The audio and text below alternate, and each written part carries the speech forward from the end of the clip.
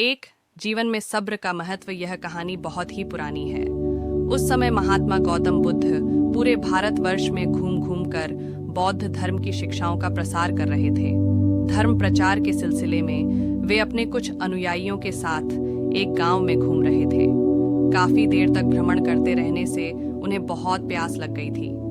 प्यास बढ़ता देख उन्होंने एक शिष्य को पास के गांव से पानी लाने के लिए कहा। शिष्य जब गांव में पहुंचा तो उसने देखा कि वहां एक छोटी सी नदी बह रही है, जिसमें काफी लोग अपने वस्त्र साफ कर रहे थे और कई अपने गायों को नहला रहे थे। इस कारण नदी का पानी काफी गंदा हो गया था। शिष्य को नदी के पानी का ये हाल देख लगा कि गुरुजी के लिए यह गंदा पानी ले जाना उचित नहीं होगा। इस तरह वह बिना पानी के ही वापस आ गया। लेकिन इधर गुरुजी का तो प्यास से गला सूखा जा रहा था, इसलिए पुनः उन्होंने पानी लाने के लिए दूसरे शिष्य को भेजा। इस बार वह शिष्य उनके लिए मटके में पानी भरकर लाया। यह देख महात्मा बुद्ध थोड़ा आश्चर्यचकित हुए। उन्होंने शिष्य से पूछा, गांव में बहने वाली नदी का पानी तो गंदा था। महात्मा बुद्ध शिष्य का यह उत्तर सुनकर बहुत खुश हुए तथा अन्य शिष्यों को एक शिक्षा दी कि हमारा जीवन भी नदी के जल जैसा ही है। जीवन में अच्छे कर्म करते रहने से यह हमेशा शुद्ध बना रहता है, परंतु अनेकों बार जीवन में ऐसे भी क्षण आते हैं जब हमारा जीवन दुख और समस्याओं से घिर जाता है। ऐसी अवस्था में जीवन समान यह पानी भी गंदा लगने लगता है। मित्रों, इसलिए हमें जीवन में दुहक और बुराइयों को देखकर अपना साहस नहीं खोना चाहिए और धैर्य रखना चाहिए। गंदगी समान ये समस्याएं स्वयं ही धीरे धीरे खत्म हो जाती हैं। तो अपने दुखों का कारण आप ही है। एक समय की बात है, भगवान बुद्ध एक नगर में घूम रहे थे।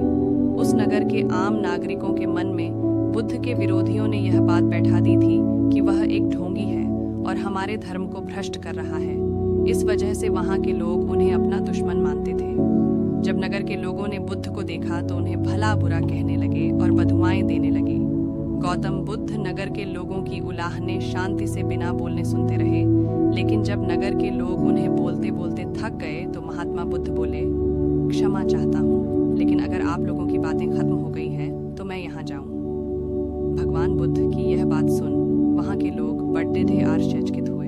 वही खड्डिया एक आदमी बोला, ओ भाई, हम तुम्हारा गुणगान नहीं कर रहे हैं, हम तो तुम्हें गालियाँ दे रहे हैं। क्या इसका तुम पर कोई असर नहीं होता?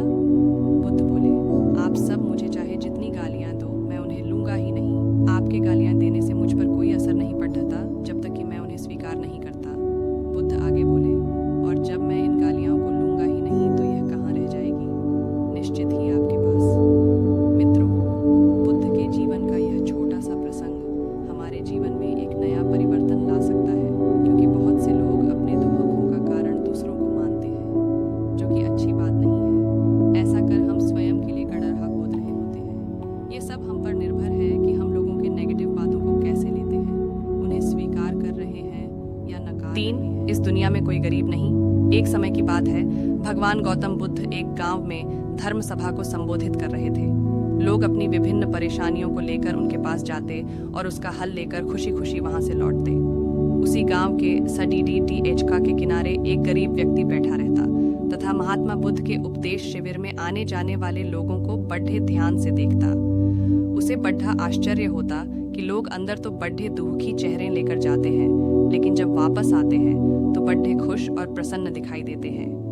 उस गरीब को लगा कि क्यों न वो भी अपनी समस्या को भगवान के समक्ष रखे।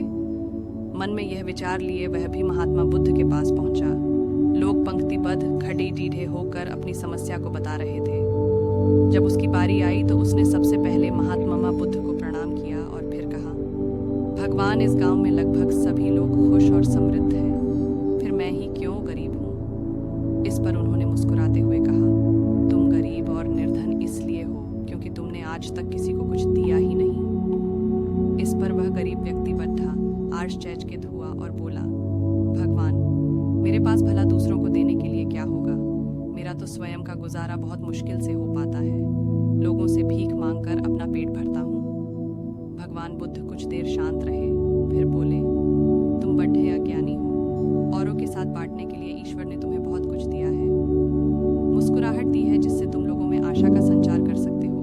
मुख दिया है ताकि लोगों से 2 मीठे शब्द बोल सकते हैं, उनकी प्रशंसा कर सकते हो। 2 हाथ दिए हैं लोगों की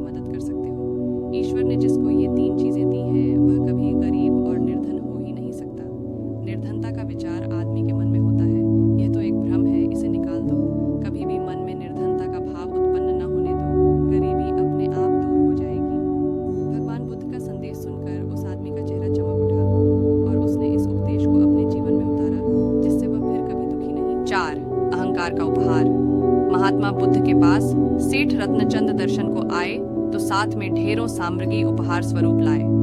वहां उपस्थित जनसमूह एक बार तो वाह वाह कर उठा। सेठ रतनचंद का सिर तो गर्व से तना जा रहा था।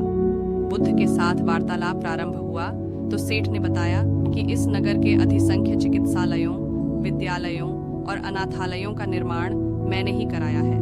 आप जिस सिंहासन पर बैठे हैं वह भी मैंने ही भेंट किया है, आदि आदि। कई दान सेठ जी ने गिनवा दिए। सेठ जी ने जब जाने की आज्ञा चाही तो बुद्ध बोले, जो कुछ साथ लाए थे सब यहाँ छोड़ कर जाओ। सेठ जी चकित होकर बोले, प्रभु मैंने तो सब कुछ आपके समक्ष अर्पित कर दिया है। बुद्ध बोले, नहीं, तुम जिस अंधकार के साथ आए थे उसी के साथ वापस जा रहे हो। ये सांसारिक वस्तुएं मेरे किसी काम की नहीं। अपना अहम यहाँ त्याग कर जाओ, वही मेरे लिए बड़ा उपहार होगा। महात्मा बुद्ध का यह कथन सुनकर सेठ जी उनके चरणों में नतमस्तक हो गए। भीतर समाया हुआ सारा अहंकार अश्रु बनकर बुद्ध के चरणों में 5 रहा था। महत्वपूर्ण दान। भगवान बुद्ध एक पेडी डीएच के नीचे चबूतरे पर बैठे हुए थे। हर भक्त की भेंट स्वीकार कर रहे थे। तभी एक वृद्धा आई। उसने कांपती आवाज में कहा, भगवान मैं बहुत गरीब हूँ, मेरे पास आपको भेंट देने के लिए कुछ भी नहीं है। हाँ, आज एक आम मिला है, मैं इसे आधा खा चुकी थी, तभी पता चला कि तथागत आज दान ग्रहण करेंगे, अतः मैं यह आम आपके चरणों में भेंट करने आई हूँ, कृपा कर इसे स्वीकार करें। गौतम बुद्ध ने अपनी अंजुरी पात्र में वह आधा आम प्रेम और श्रद्धा से रख दिया, मानो कोई बड़ा रत्न हो। वृद्धा संतुष्ट भाव से लौट गई। वहां उपस्थित राजा यह देखकर चकित रह गया। उसे समझ नहीं आया कि भगवान बुद्ध वृद्धा का झूठा आम प्राप्त करने के लिए आसन छोड़ ठाकर नीचे तक हाथ पसार कर क्यों आए। पूछा, भगवान इस वृद्ध में और इसकी भेंट में क्या ऐसी विशेषता है। बुद्ध मुस्कुराकर बोले, राजन इस वृद्धा ने अपनी संपूर्ण संचित पूंजी मुझे भेंट कर दी, जबकि आप लोगों ने अपनी संपूर्ण संपत्ति का केवल एक छोटा भाग ही मुझे भेंट किया है। दान के अहंकार में डूबे हुए बग्घी पर चढ़कर आए हो,